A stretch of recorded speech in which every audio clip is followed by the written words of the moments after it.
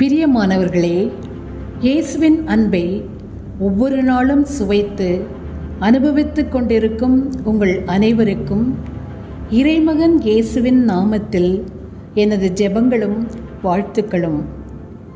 இன்றைய நற்செய்தி புனித மத்தேயு இயல் 16 இறை சொற்றொடர்கள் 13 23 வரை.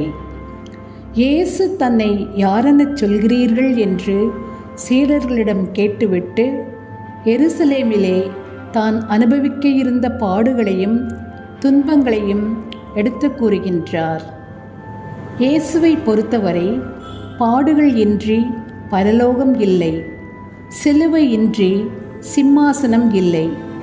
ஆகவே நாம் நம்மை தூயகத்துக்கு இட்டுச் செல்லும் துன்பங்களை துணிவோடு ஏற்றுக்கொள்ள தயாராக வேண்டும். இயேசு பேதுருவை பார்த்து, சாத்தானே, நீ எனக்கு தடையாயிருக்கிறாய் என்கிறார்.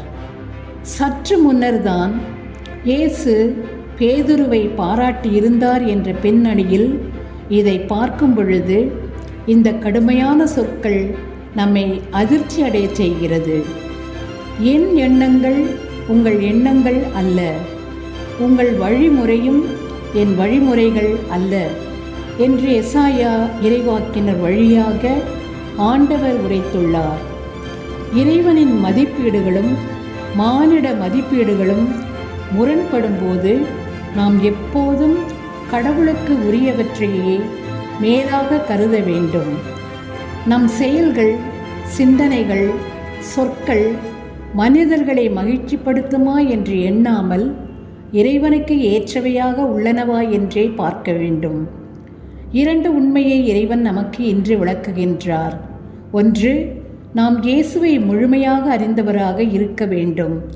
இரண்டாவதாக, நம்மை பற்றி நாம் அறிந்து கொள்ள வேண்டும். இறைவனை முழுமையாக அறிய வேண்டும் என்றால் என்னை நான் முதலில் அறிந்து கொள்ள வேண்டும். நம் ஒவ்வொருவரிலும் தூய ஆவி மற்றும் தீய ஆவி செயல்படுகின்றது என்பதை புனித பேதுருவின் வாழ்க்கை நிகழ்விலிருந்து அறிகிறோம். பேதுரு போன்று நாமும் தீயவனின் முணுமுணுப்பை கேட்டு சோதனைக்கு உட்படும்போது மறைப்பணிக்கு தடைக்கற்களாக மாறுகிறோம் என்று திரு தந்தை பிரான்சிஸ் கூறுகிறார்.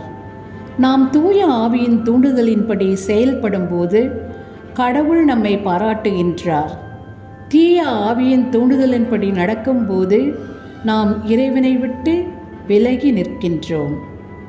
சிந்தனை: மனிதரை நாம் மையப்படுத்தி சிந்திக்காமல் இறைவனையே முதன்மையாக்கி வாழ முயற்சிப்போம்.